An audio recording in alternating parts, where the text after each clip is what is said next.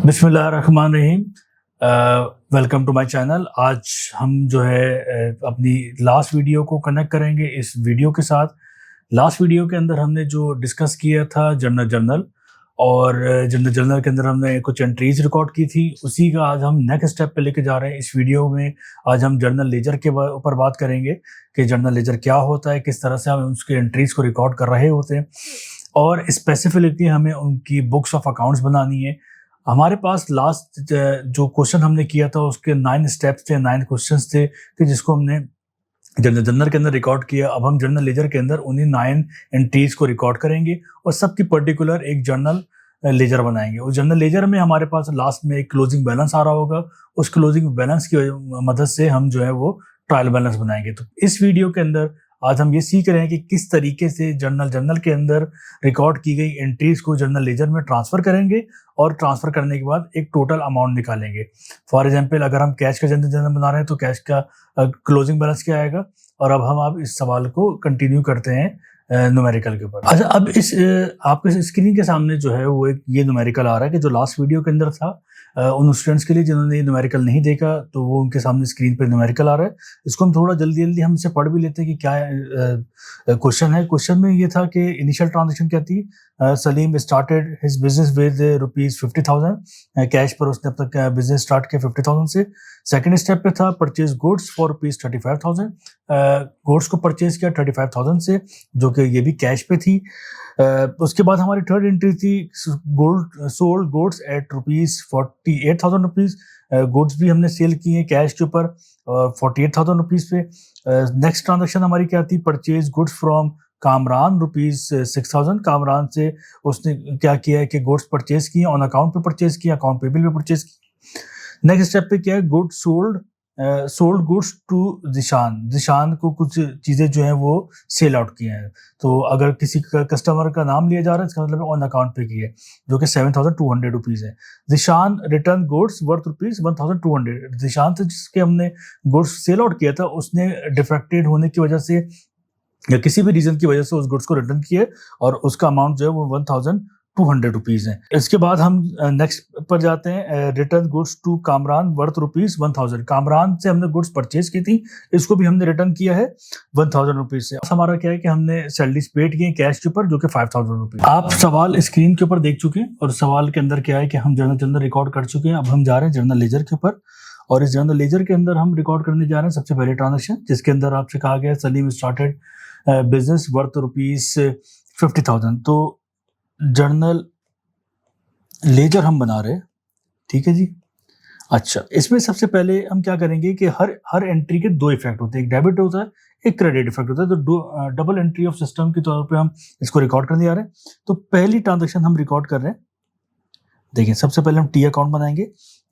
इसको कहते हैं टी अकाउंट क्योंकि ये टी की तरह होता है, ठीक है जी। यहाँ लिखेंगे कैश, ठीक है। इसी के सामने हम लिख लेंगे एक और अकाउंट बनाएंगे कैपिटल, क्योंकि हमारी एंट्री रिकॉर्ड हुई थी कैश डेबिट और कैपिटल क्रेडिट। तो यहाँ आ जाएगा कैपिटल, ठीक है जी। एक साइड इसका क्या हो जाएगा, डेबिट हो जाएगा, एक साइड इसका हो जाएगा क्रेडिट हो जाएगा। जैसे जैसे एंट्री में हमने रिकॉर्ड किया था वैसे वैसे हम इसको यहाँ पे भी हम रिकॉर्ड करेंगे। तो पहली एंट्री की है तो हम पहली एंट्री में लिख लेंगे नंबर 1। और अच्छा, अब हम क्या करें, क्योंकि हम कैश के अंदर रिकॉर्ड करने के लिए जा रहे हैं तो कैश के अंदर हम एंट्री कर रहे हैं तो हम इसके अपोजिट आइटम पे जो हमने कैपिटल लिखा है वो यहाँ पे लिखेंगे ताकि हमसे काउंटर पे हम चेक कर सकें। तो हम कैश डेबिट किया है, कितने से किया है, 50,000 से। ये हमारा इनिशियल इन्वेस्टमेंट था और ये हम लिख लेंगे यहाँ पे कैपिटल है, ठीक है जी। और इसके ही नंबर कैपिटल क्योंकि क्रेडिट हो रहा है, नंबर 1 पर आ जाएगा ₹50,000, लेकिन इसके अगेंस्ट में जो टाइटल है वो है कैश। तो हम कैश लिखेंगे क्योंकि कैपिटल के अंदर कैपिटल नहीं लिखेंगे, कैश लिखेंगे, ठीक है जी। तो ये हमारा कैश हो गया। नंबर 2 पे कहा जा रहा है कि परचेज गुड्स फॉर ₹35,000। अच्छा, अब परचेज कर रहे हैं तो नया हेड हम खोलने के लिए जा रहे हैं, इसका नाम है परचेजेस, ठीक है जी। तो अब हमने दोबारा एक टी अकाउंट बना लिया, इसको हमने कह लिया परचेजेस, ठीक है जी। और यहाँ पे आ गया हमारे पास डेबिट और यहाँ आ गया हमारे पास क्रेडिट। अब एंट्री क्या हो रही है कि परचेज डेबिट हुआ है, नंबर 2 लिखेंगे यहाँ पे, परचेज डेबिट हुआ है कितने से, ₹35,000 से। और इसके अगेंस्ट में क्योंकि हमने कैश पे किया है तो कैश को हम क्रेडिट करेंगे, नंबर 2 लिखेंगे और कैश को क्रेडिट करेंगे 5,000 रुपीज से। अब अगेंस्ट में क्या करेंगे, इनका हेड्स लिख लेंगे। नंबर 2 पे हम लिखेंगे परचेज के अंदर कैश, और कैश के अंदर लिखेंगे हम परचेजेस, ताकि जब हम देखने जाए तो हमें पता चल सके। नंबर 3 पे क्या कहा जा रहा है कि सोल्ड गुड्स ऑफ रुपीज 48,000। अब क्योंकि हमने गुड्स सेल किए कैश के ऊपर, तो हमारे पास सेल का हेड ऑफ अकाउंट नहीं है, तो हम सेल्स का एक हेड ऑफ अकाउंट बनाएंगे।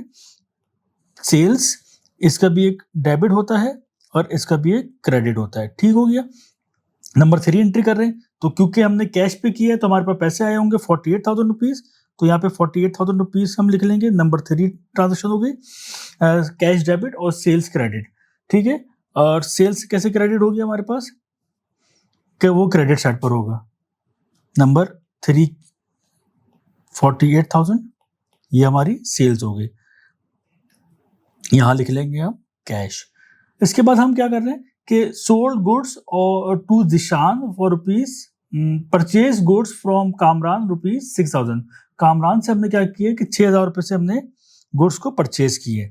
तो अब कामरान से जब परचेज करें तो अकाउंट पेबल का आ जाएगा, तो हम यहाँ पे एक टी अकाउंट बना लेंगे, अकाउंट पेबल। ठीक है, यहाँ पे आ जाएगा डेबिट, यहाँ पे आ जाएगा क्रेडिट। ये हम इसलिए लिख रहे हैं ताकि हमें पता हो कि हम करने क्या जा रहे हैं।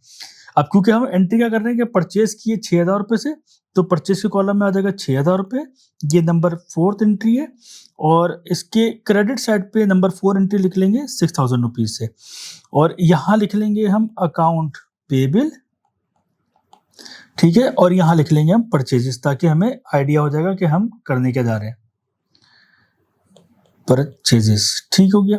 अच्छा, इसके बाद हम क्या कर रहे हैं कि हम गुड्स सोल्ड कर रहे हैं 7,200 की जिशान से। अब क्योंकि जिशान से हमने उधार पे हमने इसको बेच रहे हैं, तो उधार पे बेचने का मतलब क्या होता है, क्रेडिट अगर हम बेच रहे होते हैं तो अकाउंट रिसीवेबल कहते हैं, क्योंकि हमारे पास इसके बाद से पैसा आएगा। तो नंबर 5वीं ट्रांजेक्शन हम करने जा रहे हैं अकाउंट्स रिसीवेबल, क्योंकि ये हमारा एक नया हेड ओपन हो रहा है। एंट्री कहती है account receivable debit sales credit. Sales का भी टी अकाउंट ओपन हुआ है, अकाउंट रिसीवेबल का भी हमने ओपन कर लिया है। तो नंबर 5वीं एंट्री में क्योंकि डेबिट साइड पे हमने जो एंट्री रिकॉर्ड की है अकाउंट रिसीवेबल डेबिट और सेल्स क्रेडिट। अकाउंट रिसीवेबल कितना है 7,000,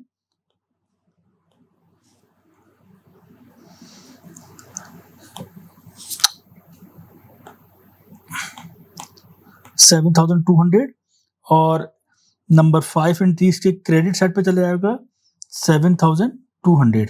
अब इनके अगेंस्ट में हम क्या लिख लेंगे, यहाँ लिख लेंगे सेल्स, और यहाँ लिख लेंगे हम अकाउंट रिसीवेबल। ठीक हो गया। अच्छा, अब हम आ जाते हैं नेक्स्ट स्टेप पे। Zeeshan return goods rupees 1,200।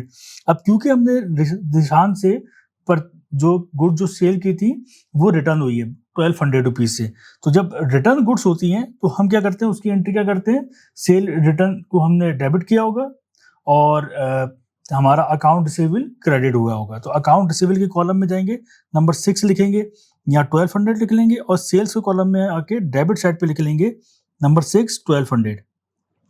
ठीक है जी। अच्छा, अब हम क्या करेंगे कि इनके अगेंस्ट में हमने अकाउंट रिसीवेबल पे लिख लेंगे सेल्स, और क्योंकि ये सेल्स रिटर्न हुई है, ठीक हो गया, तो हम यहाँ पे सेल्स रिटर्न लिख लेंगे 1,200 रुपीज से। और दूसरी जगह पे हम क्या करेंगे, दूसरी जगह पे हम लिखेंगे अकाउंट रिसीवेबल, ताकि हमें याद रहे कि हम कर क्या रहे हैं। इसके बाद हमारी क्या एंट्री है कि रिटर्न गुड्स टू कामरान, जिनसे हमने कामरान से परचेज किया था, इनको भी हम गुड्स को रिटर्न कर रहे हैं। अब क्योंकि कामरान को गुड्स रिटर्न कर रहे हैं तो हमारे पास परचेज का कॉलम भी ओपन हुआ हुआ है और अकाउंट पेबल का कॉलम भी रिटर्न जनरेट हुआ हुआ है। तो हम एंट्री क्या रिकॉर्ड कर रहे हैं कि अकाउंट पेबल को हम डेबिट कर रहे हैं, कितने से, 1,000 रुपये से। ये हमारी कौन सी एंट्री जा रही है, 7th एंट्री है। और परचेजेस के कॉलम पे जाएंगे और ये भी लिख लेंगे 1,000 रुपीज। यहाँ पे लिख लेंगे हम अकाउंट पेबल और यहाँ लिख लेंगे हम परचेजेस। ठीक हो गया।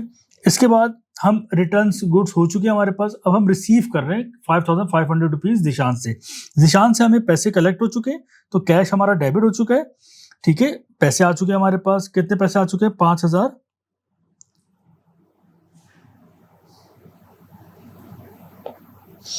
5,500 कैश डेबिट हो चुका है हमारे पास, 8 एंट्री है। और इस पे हम क्या लिखेंगे, हमारे पास सेल्स कैश डेबिट हो रहा है हमारे पास, अकाउंट रिसीवेबल यहाँ पर आ रहा है, और अकाउंट रिसीवेबल के कॉलम में हम जाएंगे और उसको हम क्रेडिट कर देंगे 5,500 रुपीज़, और इसके कॉलम में हम लिख लेंगे, क्योंकि हमारी ट्रांजैक्शन नंबर 8 है तो 8 कॉलम पे जाके हम लिख लेंगे कैश। लास्ट हमसे एंट्री कहा जा रहा है कि सैलरीज एक्सपेंस हमारा हुआ है 5,000 रुपीज़ से कैश के ऊपर, तो सैलरीज एक्सपेंस का टी अकाउंट नहीं बना हुआ, तो अब यहाँ बना लेंगे सैलरीज एक्सपेंस, ठीक है, 9th एंट्री है, और ये आ जाएगा हमारे पास 5,000 रुपीज़ से।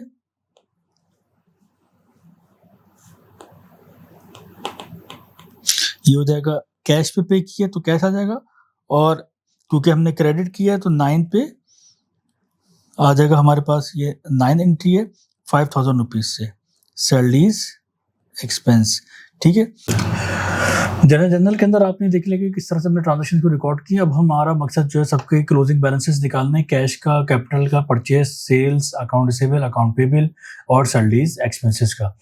डेबिट और क्रेडिट को बराबर करेंगे। हमारे पास कैपिटल कैश के अंदर हमारे पास दो ट्रांजेक्शन है, 50,000 48,000 का, इसको हमने ऐड किया, हमारे पास आंसर आ गया 98,000 रुपीज़। 98 बराबर होना चाहिए 98 के, जबकि हमारे पास सिर्फ 2 ट्रांजेक्शन हुई हैं, एक सैलरीज की और परचेजेस की, इन दोनों का टोटल जो है 40,000 बनता है। अगर हम इसको 98 में से डिडक्ट करते हैं तो ये 58,000 बन जाता है, या ये हमारा कैश का क्लोजिंग बैलेंस आ गया, जो कि हमारा ट्रायल बैलेंस में जाएगा। इसी तरह कैपिटल के अंदर हमारे पास क्रेडिट साइड पे एक ट्रांजेक्शन हुई 50,000 से, 50,000 बराबर होता है 50,000 के, जबकि आपका डेबिट पे कोई ट्रांजेक्शन रिकॉर्ड नहीं हुई, तो ये 50,000 ही हमारा क्लोजिंग बैलेंस है। इसके बाद आप परचेजेस के अंदर आ जाए। परचेजेस के अंदर हमने डेबिट साइड को ऐड कर ली 46,500 रुपीज़, ये देखिए 46,500 रुपीज़ को हमने डेबिट कर लिया। हमारे पास एक ट्रांजेक्शन थी जो कि रिटर्न हुआ था 1,000 रुपीज़ से। अगर हम 46,500 में से 1,000 निकालेंगे तो हमारे पास क्लोजिंग बैलेंस आ जाएगा 45,500 रुपीज़, जो कि अब हाईलाइटेड हुआ है। ये जितने भी हाईलाइटेड हुए हैं ये सारे जो हैं हमारे ट्रायल बैलेंस में जाएंगे। सेल्स के अंदर हमारे पास 2 ट्रांजेक्शन थी 48,000 रुपीज़, 7,200 रुपीज़, इन दोनों को ऐड करेंगे 55,200 रुपीज़ हो जाएगा। इसमें से अगर हम माइनस करेंगे 1,200 रुपीज़ को, तो हमारे पास आंसर आएगा 54,000 रुपीज़। यही 54,000 जो है वो हमारा क्या हो जाएगा, कैरी फॉरवर्ड बैलेंस हो जाएगा। अकाउंट पेबल की तरफ जाते हैं। अकाउंट पेबल में आपने ये देखा कि हमारे पास जो पहली एंट्री है 1,000 रुपीज़ की, और उसके बाद हमारे पास अकाउंट पेबल पे 6,000 rupees. As per the nature हमारा अकाउंट पेबल जो है वो क्रेडिट नेचर की तरफ ही आना चाहिए, वो ज़्यादा हैवी होगी, ठीक है। तो 6,000 हमारा यही आया। 6,000 को 6,000 से बराबर करेंगे, जबकि सिर्फ एक हमारे पास ट्रांजेक्शन जो है वो डेबिट पर हुई है 1,000 से। 6,000 में से जब 1,000 हम लेस करेंगे तो हमारे पास आंसर आएगा 5,000 रुपीज़, तो ये हमारा क्लोजिंग बैलेंस हो गया। अकाउंट रिसीवेबल की तरफ जाते हैं। अकाउंट रिसीवेबल के अंदर हम ये देख रहे हैं कि हमारे पास 7,200 रुपीज़ डेबिट साइड पर है। इसको हमने, क्योंकि ये हमारा एसिड है तो यही साइड हमारी हैवी होनी चाहिए एज पर द नेचर, तो 7,200 रुपीज़ हमारा डेबिट साइड पर आ गया। क्रेडिट साइड पे 1,200 हमारे पास और 5,500 हमारे पास एक एंट्री थी, तो इन दोनों को हमने ऐड करेंगे, और 7,200 में से जब इसको माइनस करेंगे हमारे पास आ जाएगा 500 रुपीज़। लास्ट में हमारे पास क्या था, सैलरीज एक्सपेंस। सैलरीज एक्सपेंस में सिर्फ एक ही एंट्री थी हमारे पास, जो कि 5,000 रुपीज़ थी। 5,000 रुपीज़ डेबिट साइड पर है, तो और यही हमारा कैरी फॉरवर्ड बैलेंस हुआ। अच्छा, इन सब के जो हाईलाइटेड बैलेंसेस होंगे, अब हम इसको नेक्स्ट स्टेप पे नेक्स्ट क्लास के अंदर हम क्या करेंगे, इन सब के क्लोजिंग बैलेंसेस को हम ट्रायल बैलेंस के अंदर लिखेंगे, और हम ट्रायल बैलेंस के साथ साथ फाइनेंशियल स्टेटमेंट बनाएंगे।